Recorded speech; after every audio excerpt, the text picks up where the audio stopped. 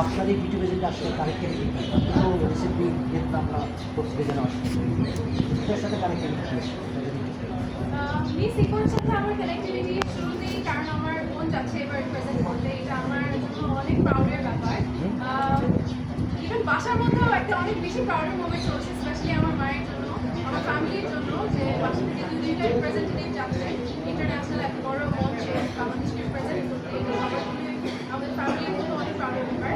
আর এই miss eco বাংলাদেশের সাথে আমার কানেক্টিভিটিটা হলো I am the national director of Miss Eco Bangladesh. So এটার সাথে আমার জার্নিটা আর কি এভাবে শুরু। অ্যান্ড আশা করি যে আমি কাউকে আমরা ভালো করতে পারবো,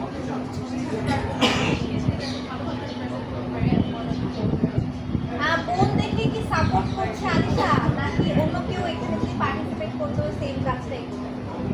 যে কোনো রিপ্রেজেন্টেটিভকে আমি সাপোর্ট করবো, অবশ্যই সাপোর্ট করে আসছি, সাপোর্ট ফিউচারেও করবো।